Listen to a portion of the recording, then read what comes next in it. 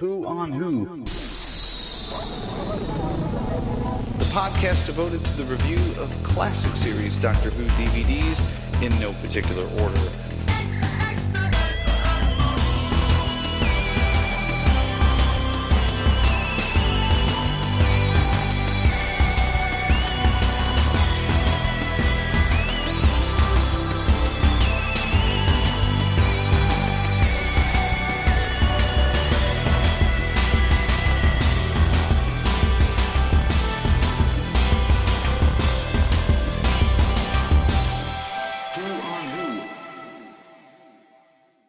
Greetings, fellow Doctor Who fans, and welcome to a special Back When Vampires Weren't a Bunch of Whiny Teenagers with Washboard Abs edition of Who on Who. That was so long I almost didn't get that one out.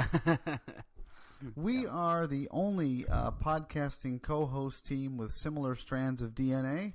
I am David Huey. And I am Marty Huey. And today we are going to be still in E-Space and talking about State of Decay, which is the second story in the E-Space Trilogy box set. Why did I just draw that E way out? I don't know. I was like, E-Space. It's pretty dull here in E-Space. You got to entertain yourself as much as everything's best you can. tinged in green, and I'm hooked on phonics all of a sudden. But listen, before we do that, every other Doctor Who podcast on the planet, and some that aren't even Doctor Who podcasts, have been talking about Matt Smith and the 11th premiere hour. of the 11th Hour. Yeah, you've watched it. I've seen it. Yeah.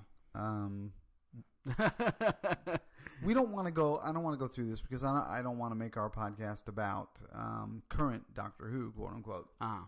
But I think we would be remiss and at least not taking the opportunity. If we didn't at least say what we thought about it. Yeah, real quick. And you had some sort of idea about... I did. As you know, Chip from 2 Minute Time Lord likes to do... he gets other people on to do 2-minute reviews of the episodes. Well, I thought, why not go a step further? So today, I'll be doing a 2-second review of the 11th Hour. Oh, Chip. The bar has been set, buddy. All right, 2 seconds? 2 seconds on the clock. I don't have my watch. Okay, ready? Go. I thought it was pretty good. All right, that's it. There we go. Wow. Yeah, okay. Let's see you top that, Chip. It doesn't get any more succinct than that. I was going to go in with Moffat for the win.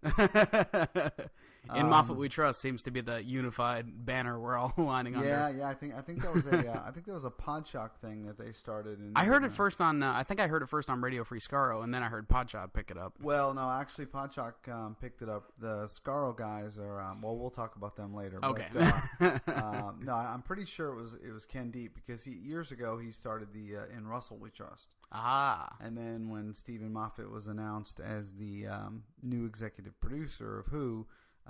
He immediately adopted the In Moffat We Trust, and they even did T-shirts. I think, or they were talking about T-shirts. I'd get a T-shirt that said that, just to explain it to people. I would if Moffat would sign it. That would be cool. I'm pretty sure he would. Oh yeah, but he's going to be busy. I think for the next. Well, judging from that episode, for the next several years, because that one really was good. So if you're here in the US of A and you're trying to be good and patient and wait until BBC America premieres it on the 17th of April, I will be in front of my television to watch it. As will I, actually. But if you are, you've got a lot to look forward to, and I won't go into any spoilers there. Right. But yeah, it was a great show. So. What else is going on? Do we want to discuss anything else? Doctor Who related? I can't really think of any big Doctor Who news off the top of my head. No, there's really not much going on there in the world of Doctor Who. In the world of the Whoies, not a lot going on either. Right? No, really. No. I'm building a pirate ship in our backyard. We're not sure why. No, I know why. I'm building a play structure in the shape of a pirate ship. So I'll put some pictures up on Facebook as long as there isn't a lot of crying and cussing and things like that going on. With all the rain we've had, we might be able to take it out to sea, actually. Well, yeah, I'm thinking at some point we'll put 2 of every animal we have on there, and we will head for dry land somewhere. But anyway, all right. Well, that gets us up to our part of the program where we like to read emails from the listeners. Here's the mail, it never fails. It makes me want to wag my tail. When it comes, I want to wail. All right. We only have 2 emails this time on Who. Kind of disappointed about that. Well, 2 good ones, and typically it's like at least a month in between episodes. And, true. We're you guys got to pump them out faster. You got to pump out the emails faster. We're pumping these out like bunnies now, so we're going to need some more email feedback. But yeah, I say that it's like, what has it been, 3.5 weeks instead of a month? Has it really? No, I don't know. I think it's only been about 2 weeks. It's been about 2 weeks, but still, there's podcasts out there that record like 12 in a week. Oh yeah, they're out. Geez. For us, it's about quality. It's not about quantity. Exactly. You keep telling we don't have 200 episodes, but we have 22 awesome episodes. Well, thank you. Yes, I think so. Getting better all the time. Exactly. All right, this first one comes from our regular contributor, Mark Nuttall. Mark writes in, and Mark, by the way, thank you for writing into the new address of feedback@whoonwho.com. And Mark writes, hello, both. Great idea to get Marty on board as a regular host. Good to have some, quote, new opinions. Mark, what do you mean by that? You calling me old? What's wrong with my opinion? Old and outdated. He says, what? He says, I really enjoy the type of episode, and I particularly enjoy the Flashing Blade podcast. Similar, but British. Very, very good show. Anyway, another terrific podcast with some good insight. For me, and he's talking about Full Circle here. For me, this was the beginning of the end for the classic series. Tom Baker, who was one of the very best doctors, was simply in the role too long. Way too long. And I think that after this, the show started to go into a slow death spiral with some good shows, but it was in a definite decline. So I don't have good feelings about this story. One of Adric's problems was that for any kid around at that time, we automatically hated him. He was a boy in the TARDIS, and we wanted to be there. He stole our place in the TARDIS. Wow. Very interesting insight, Mark. Yeah, that's an interesting point, actually. I never really thought about that before because, of course, I've seen all these as an adult. Yeah. I just look at him as an annoying kid. Exactly. Well, I mean, I was 17 when I first saw Adric, so it didn't affect me, I guess, the same way. And you didn't want to jack him right upside the head because he took your place in the TARDIS? No, I don't think so. All right, well, there you go. But still, very interesting insight. He said, anyway, looking forward to your upcoming shows. You have a great selection on the way. Yes, we do. Mm-hmm. Only minor moan. The sound was a bit wonky on this one. Keep up the terrific work, Mark. Oh, man, Mark, I thought we were going to get through the whole thing without one critique. And, not possible. Thank God, because Mark is the critique's critique. No, the critic's critic. Let's call him that. Yes. But always good for an email, and we appreciate. It's nice criticism, though. Of course, it's always and yeah, the sound was a bit off. I think pulling back the curtain a little bit and letting people in on the what's going on, all the magic here. behind the scenes. What happened was we recorded the DVD review actually several days right on the heels of the Three Doctors review. Actually, yeah, but that was recorded out of sequence. That was actually recorded way before we did the rest of the podcast. So the sound got better. Yeah, the sound got better because we've positioned the snowball mics a little closer to our mouths and all that. So, and I've been taking diction training. No, I'm just kidding. But still. All right. This next email comes from a gentleman by the name of Wildstar. I love the way this is spelled, too. Ooh. Wildstar. I like that name. Yeah, I do, too. I'm assuming that he didn't get that from his parents, or she didn't get that from her parents. But maybe, if she did, that'd be awesome. Maybe they were hippie parents. Yeah. I don't know. He, she, if they did. Okay. But Wildstar, right back. Give us a little info, unless you want to be mysterious. But we'll try to keep this as gender indecisive as possible here. Writes in and says, "Great show, but I did want to make a comment. You mentioned that Tom Baker may need to do the occasional DVD commentary so that he can afford to go to the pub. and that just put an image in my mind. In that image, I don't see Tom Baker ever having to pay for a drink at the pub, though. There are surely too many old-school Doctor Who fans out there who would happily buy Tom a pint or 3 just for the opportunity to listen to him talk about anything at all, or just to be able to say they bought the Doctor a beer. Wildstar in Fort Worth, Texas. And then he or she closes this out with a quote. Of course, that's just my opinion. I could be wrong. That is a Dennis Miller quote, and I happen to be a very big Dennis Miller fan, so you earn extra points for that.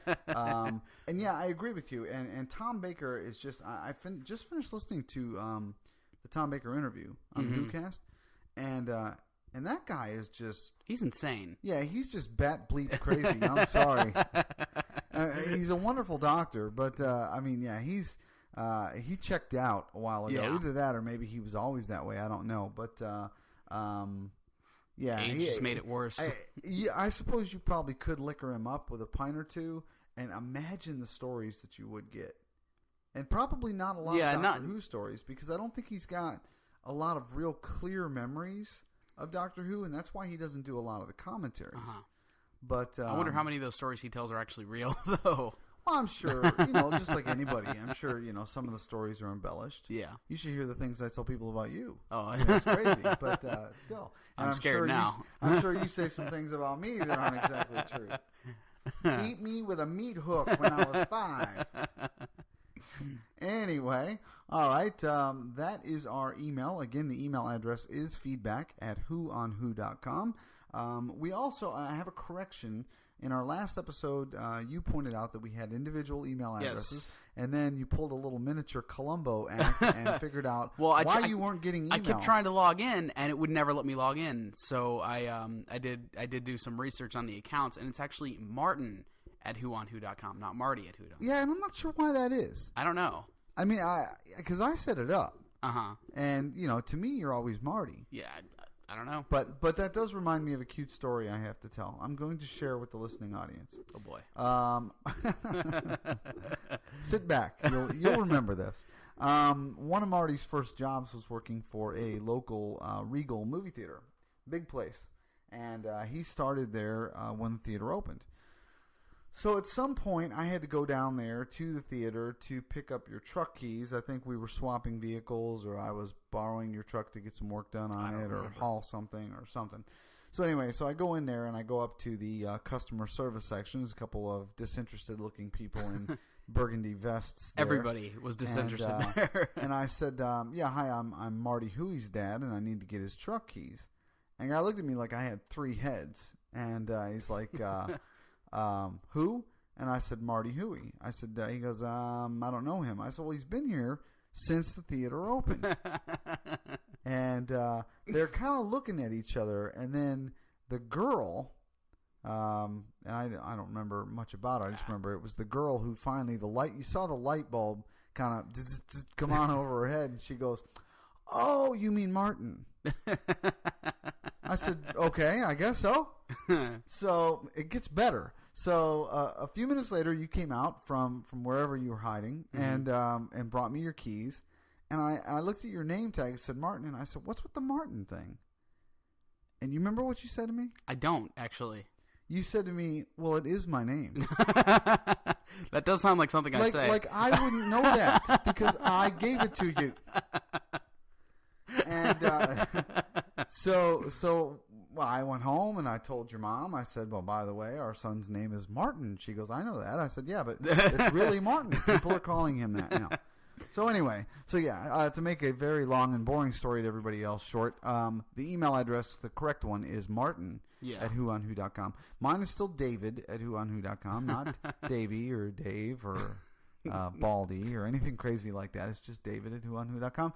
And, of course, the episode feedback email, we would appreciate you sending to the feedback address because it just makes it easier for both of us to check it out and to get it printed and get it ready for the show. So we appreciate that as well. So anyway, all right. Well, enough fluff and nonsense. It is time to set the TARDIS controls to November 22nd, 1980.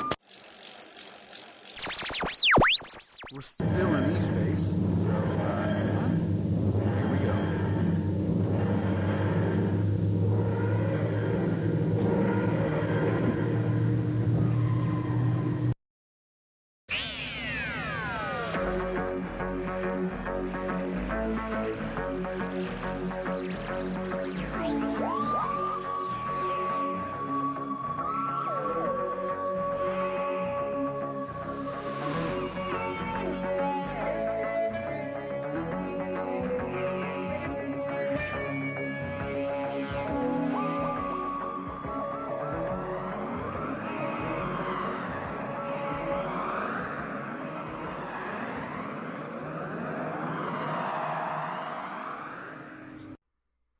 Okay, this is the Doctor's 113th adventure, written by Terrence Dicks, which I was really excited about when I found that out.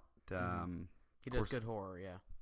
He does, and of course the author of The Five Doctors, which is one of my favorites. Yeah. And, of course, many others. Directed by Peter Moffat, who I guess this was his first time out doing a Doctor Who. It was, yeah. He also directed The Five Doctors. Peter Moffat did? Yeah, he did. Well, all right. This is a combo that has proven to be successful then with many things. That's right, he did. But anyway, let's go on and discuss this particular story. This was, I think, definitely an improvement over what we saw last time. Yes. The Doctor and Romana find themselves in a seemingly feudal planet. In a village that is almost devoid of technology, but then through some investigation and through talking and all that, find out that these people in this village are under the rule of the three who rule. The three who rule, and we're not talking about the Radio Free Skaro guys. We're talking about, I think, the original three who rule. Right. The Radio Free Skaro guys are not as big of bloodsuckers as these guys are.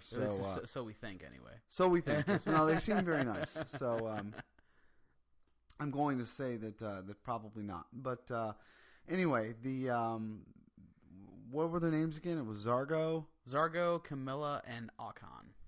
Zargo, Camilla, and Akan. The three lords are actually. Akan is he's like the Grand title. Vizier. He's like the Jafar of the three. Oh, throwing in a little Aladdin reference there. Nice. Okay.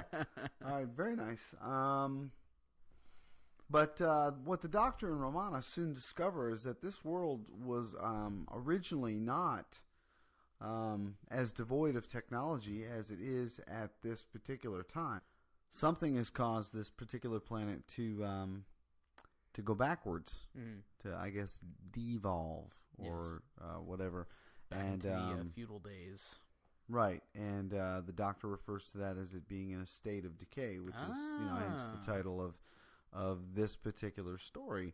And the Doctor goes on to investigate this. He gets, of course, they're in the village. He leaves the village and the village elder communicates some mysterious shadowy figure over the radio. Yeah. Which turns out to be a leader of a group of rebels that the Doctor eventually meets.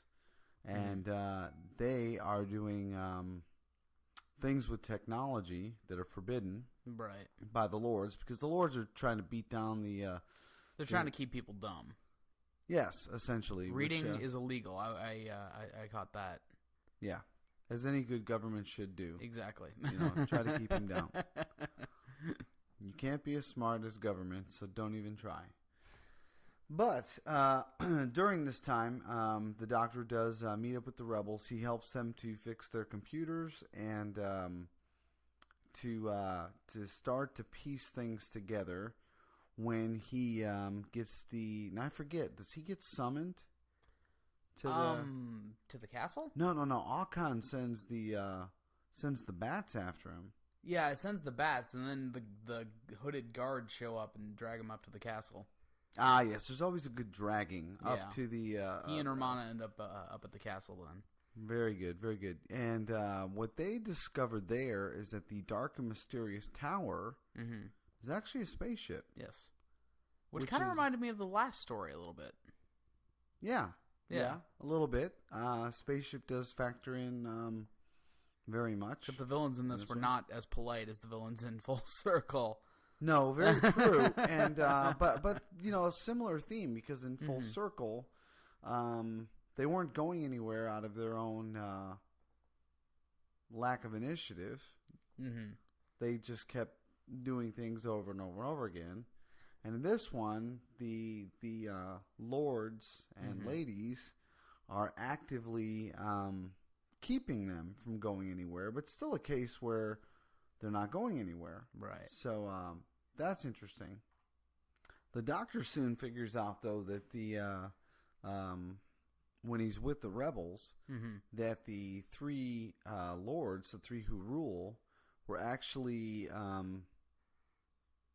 officers on board that particular spaceship as long as it's been here. And it's been here. Well, he discovers the three officers, and he thinks that the lords are actually descendants. Right. That's on, correct. Later on, he discerns that they are. Whoops! Spoiler alert.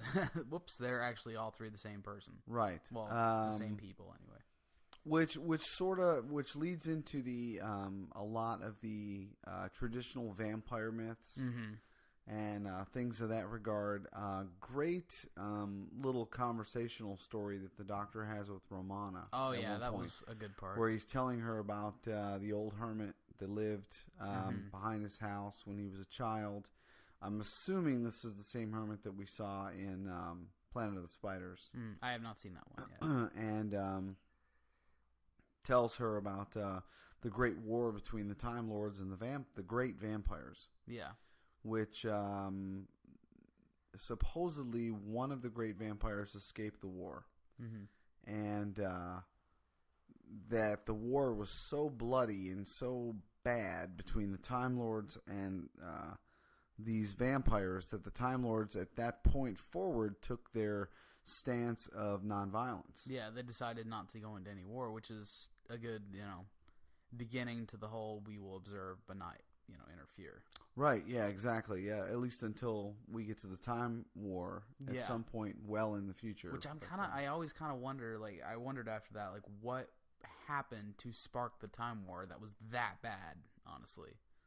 I don't know. But yeah, I don't think we'll ever know. The Time Lords obviously aren't Scottish. That's all I gotta say. My ancestors are Scottish. And our ancestors are Scottish. I was about to say. All it would take is somebody swiping a penny, and there would have been a war at some point. Scottish people out there, I'm not kidding. Anyway, so yeah, the vampires factor in your classic Hammer style, horror film with the slight overacting, a little bit of the camp, which I really enjoyed. What else did you like about this story in particular? Well, I'd like to start off. There's quite a few things I liked about the story. I'd like to start off discussing just the villains in general, the three who rule. Okay. There was something I noticed in the one of the first times you see them. They're very they almost look like they came straight off a card, like a deck of cards, like the king and the queen. You know what I mean? You mean with the makeup, the way their faces are, the way they dress. They're very, very like Alice in Wonderland type. Something else I noticed later on, the king and queen almost move as one unit, like in the 11th hour.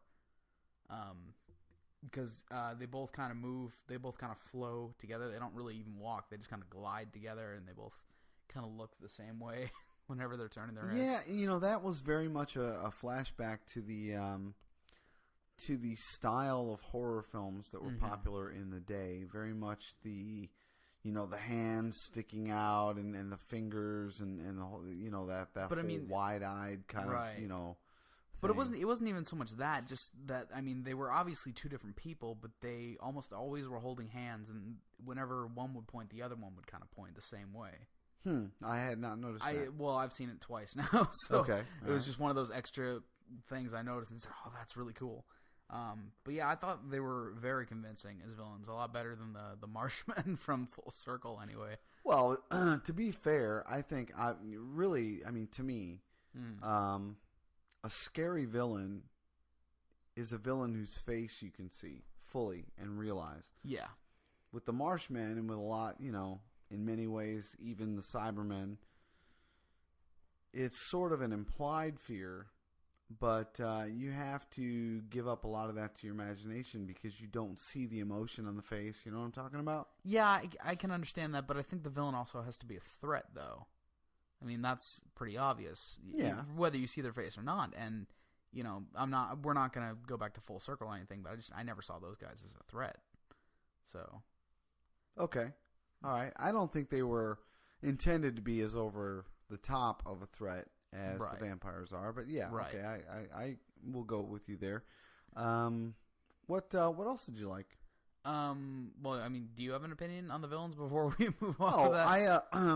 Well, not much more than what I've already said. I mean, I definitely like them. Mm-hmm. Of course, I've always enjoyed a good vampire story. Right. And I thought that was very interesting. This was very reminiscent for me of the Hinchcliffe era in Doctor Who when Leela traveled with the Doctor. And as a matter of fact, this story was originally supposed to be done at that time and was replaced by Horror of Fang Rock, but very much fit into the mold of that era of Doctor Who.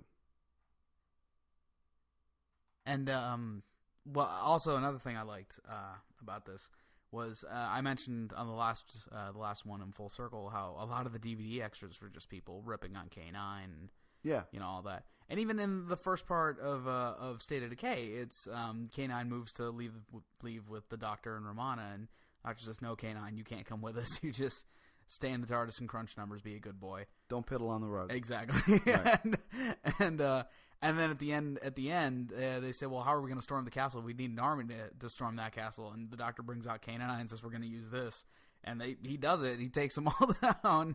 Yeah, and I like the rebel guy that was like, I'm not going to follow orders. Follow orders from a dog. And he said, "Soon you'll apologize for that." And then at the end of the episode, he did actually. He pets him. Yeah. Which I mean, K9's not even a real dog. I suppose K9 appreciated that, but I don't know. I just like they gave K9 a bit of a spotlight there. A bit of a glory moment. Well, let me ask you, do you think that they did that because they knew that K9 was on his way out, series-wise? Probably, but I think part of that was also to make up for the fact that he got his head knocked off in the last story. Well, I think they kept trying to come up with ways to get K9 out of the story because he was so difficult to work with. Well, yeah, I mean, I understand it from a technical point of view, but right. I mean... Like we discussed in the last episode, we keep going back to the last episode, but you said, it was kind of horrifying for the kids to see, a mascot get their head knocked off. I think they were trying to give it a bit of a redeeming. I had nightmares. I think they were just trying to redeem him a little bit. Like, he's not completely worthless. He's still got that nose laser that can take out a castle full of guards. Yeah, sonic screwdriver in my butt. Can it do this? It was really reminiscent, actually, of the end of School Reunion in the more recent series. Yes, when he was taking out the Krillitanes and all. Yeah. Mm-hmm. I agree. It was very much, and good dog, K9. Good dog. Yes. So, this is also Adric's first trip in the TARDIS officially as a companion. Not to be a downer there, but I actually I didn't mind him in the first couple of parts of the story, or at least in the first part of the story. I really liked the scene with he and K9. Yeah, that was great interaction. Where K9 says, "You're a stowaway. You're not supposed to be here," and he says, "Well, then the sooner I leave, the better." And K9 says, "All right, that's logical." Yeah, that worked out. But then, we'll talk about that. Let's talk about the things that we didn't like about the story. Okay. Let's hang with Adric for a second here. Yeah, well. This is Adric's first time being duped by the enemy. Yeah, first of many. First of many.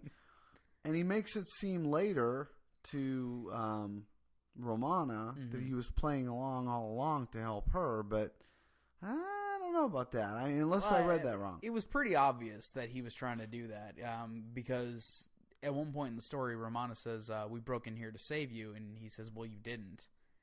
To her very, angsty like, and then later at the end when Romana says, "Well, he says, "Well, I was just playing along to save you," and she says, "Well, you didn't."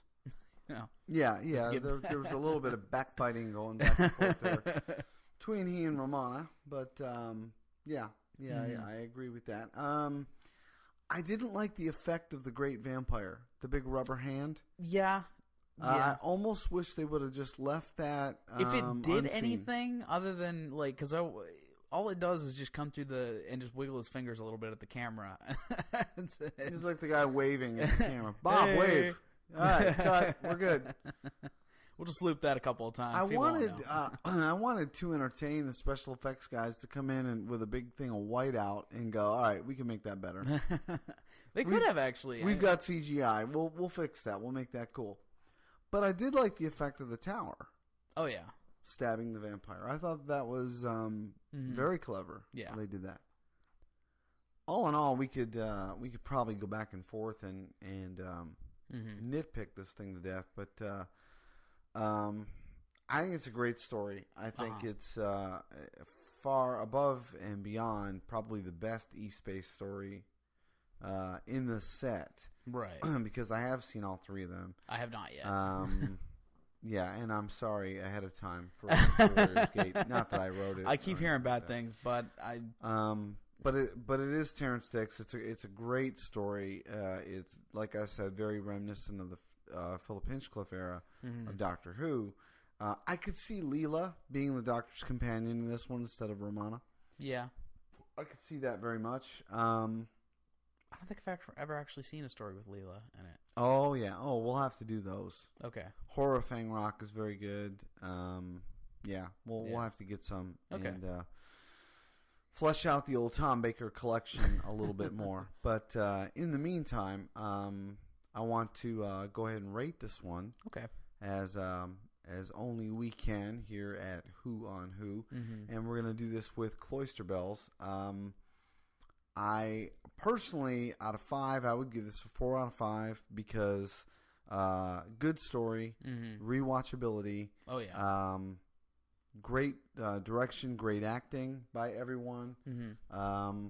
Just all in all, I think very well done. Oh, yeah. A few little nits and picks here and there, but as far as classic Doctor Who, it compares right up there with so much more of of classic Doctor Who, and so yeah, I would give it a 4 out of 5. How about you? I would probably agree with you there. I really did enjoy this one a lot better than Full Circle. Like, I keep harping on that one. I feel bad, but I have to give it a 4 because it wasn't as good as like War Games or Pyramids of Mars, in my opinion, but it was definitely excellent. It kind of makes me wish they would sell this one separately, so I wouldn't have to fiddle with the rest of these. Yeah, it's funny you mentioned that. I thought about that too, but then I thought, no, you kind of have to have the lead in for Full Circle and the payoff on Warriors Gate. I guess so, yeah. Yeah, you just kind of do. So I think we both agree on this one, 4 out of 5. 4 out of 5, yeah. All right.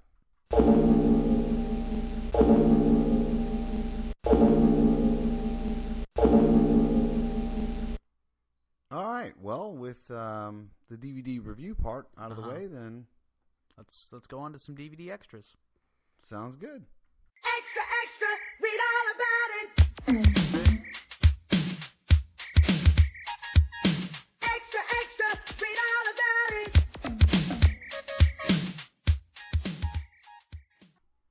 All right. Well, this DVD's got a fair share of extras on it, like Warriors Gate, or excuse me, like Full Circle. Yeah.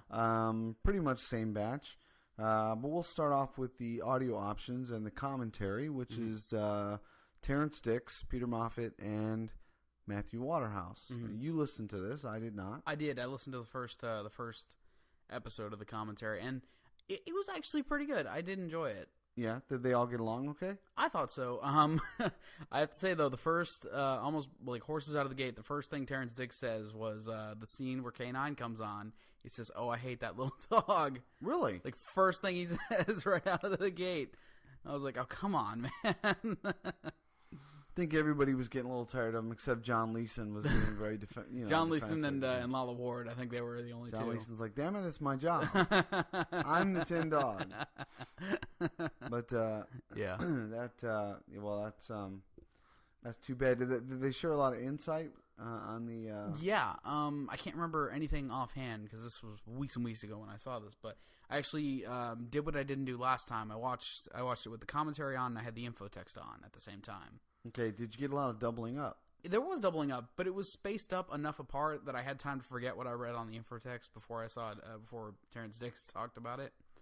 Interesting. Yeah. Okay. Yeah, but so I mean, maybe that's good because it's like reinforcement. It is. Except I don't remember any of it. But Terrence Dicks, he does. You too can be affected by short-term memory loss. But Terrence Dicks, he does have a good memory for this kind of stuff. I just listening to him, he was talking about what you said, how it was originally supposed to be in 1977. He was talking about. I forgot what I was just talking about. No, I'm just kidding. Short-term memory loss joke. Okay, go ahead. But yeah, and he was talking about the original title was I can't remember what I think The Wasting. I think is what they. The Wasting was I think the second title they came up with. The first one was something else. All right. But then they settled on State of Decay, and I remember them going back and they're talking about how they went back and forth on that. See, State of Decay is just a cool name, though. Yeah. Oh, I agree. I mean, that's one of those aha moments when somebody says it and you go, "Oh, that's it. It's perfect. That's the one. Let's do it." Yeah. All right. But well, I think that one was actually last minute. They put that on there. Yeah. Well, it probably was like most classic Doctor Who. You know, it was being band-aided together with rubber bands and chewing gum at the last minute. But we still love it. We do love it, and that's part of the attraction of the whole thing. Mm-hmm. So, all right. So we have the audio options. We have the infotext, as always. Good information on there. I did watch the infotext, and shame on me for not listening to the commentary on that. But let's move on to the next special, which is called Vampire Lovers. Yes. What you think? This was good. This was just a making of, I think. Yeah, this was just the making of, and you pointed out something interesting to me. Of course, you being the film student and all, that they shoot all these at the same time. Yeah. On a green screen, and then they just swap it out this way, and they're all wearing the same. Yeah, that way they don't have to pay him 3 times. Well, it is brilliant, and it makes a lot of sense. But for me, again, short-term memory loss from one DVD to the next. I'm thinking, wow, they kept bringing these people back. Well, you think so, and I think what they did was they probably changed their shirts or something, just because it was going to be. But now that you mention it, I don't think they even. They might not have. I don't remember. Again, been a long time since I saw the Full Circle DVD. But yeah, I think all they really do is just change the background, and since that's one of the first things you notice, you just never think about it.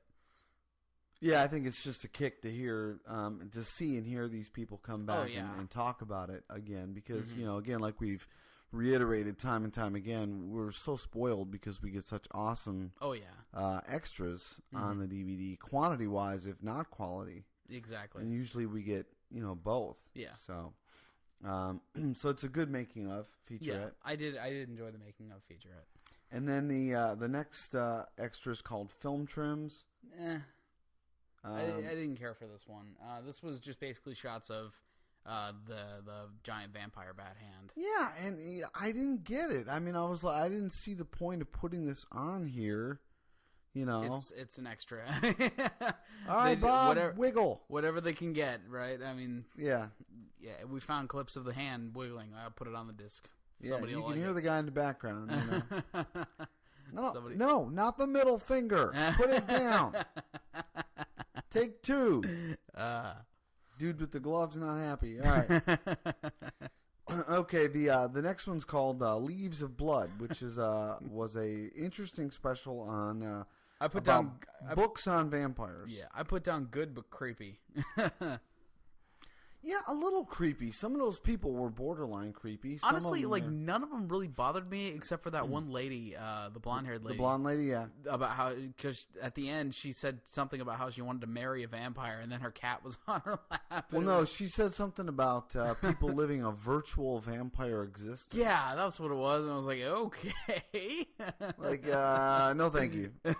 But, there are people out there that go, buck wild with the goth thing and all that. And again, I've just lost about 6 listeners. All of our listeners. All the goth listeners are like, screw you, buddy. And they hung up. But I'm not saying there's anything wrong with being goth. I'm just saying, that's not really a virtual existence, and I'm not saying they're vampires. Well, I don't think you're thinking of the right. Like the subculture, the gothic subculture is different than what you're thinking of. But they're not vampires? No. Are they wannabe vampires? No, they're just. It's really hard to explain. I can't think of the words to explain it, but it's not what you're thinking of. Okay, you can explain it to me off air. Yeah, with a couple of dictionaries to help. No, Dad, here with pictures.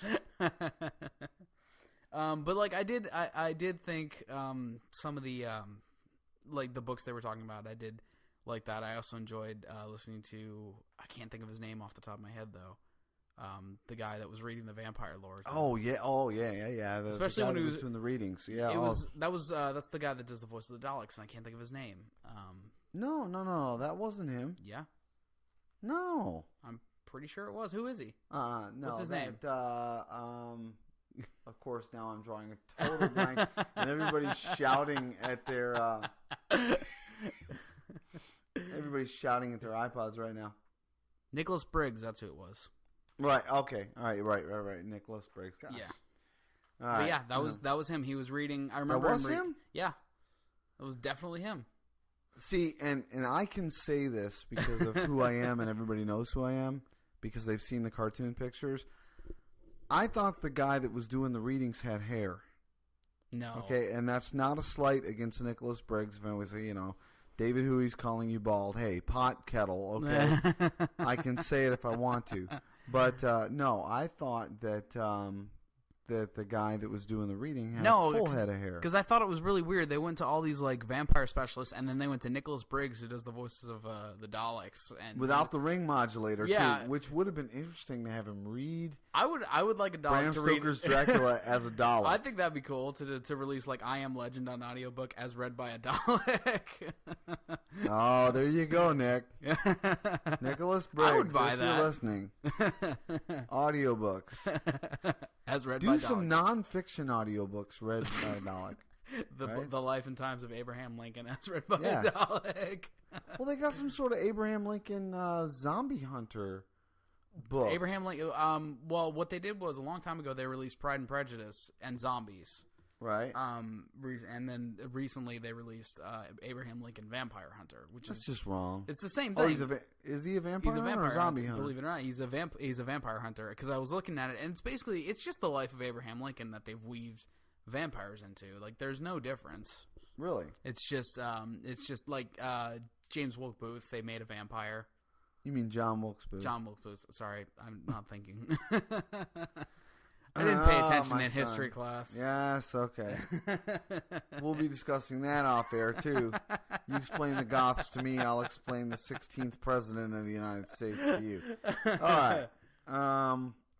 Let's move on to this next extra because this one was a real wing-dinger. I actually wrote on here... You were waiting for me to talk to you about this one called The Blood Show. I wrote on here... I'm not kidding. I wrote on here, instantly regret watching this.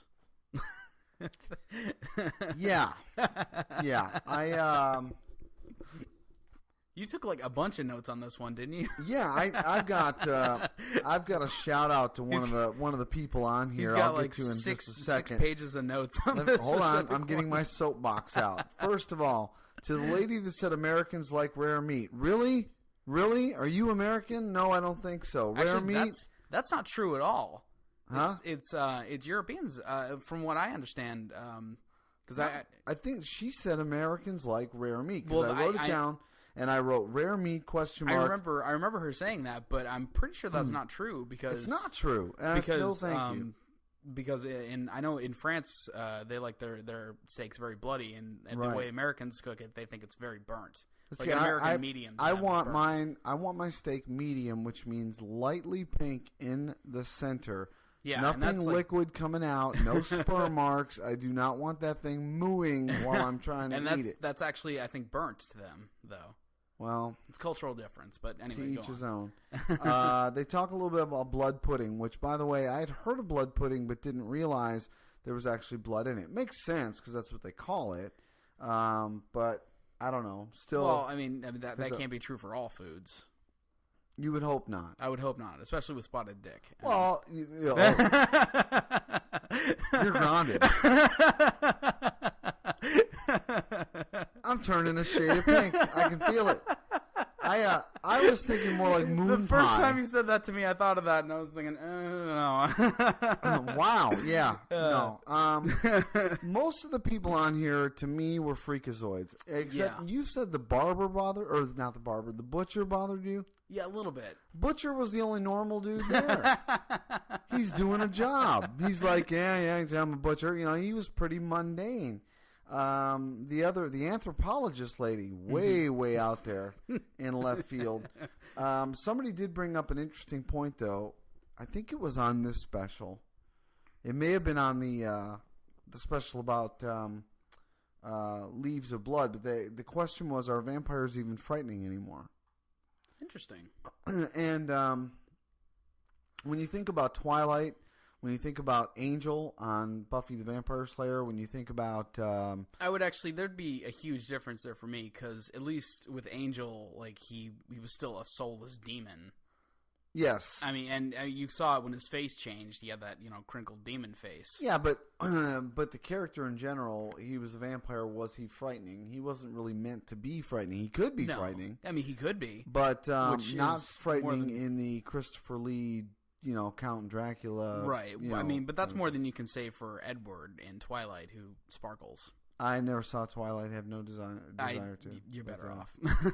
I'm sorry, all the Twilight fans that happen to listen to the podcast, but they're gone. Yeah, they're gone. Long gone. They packed up with the goths and left.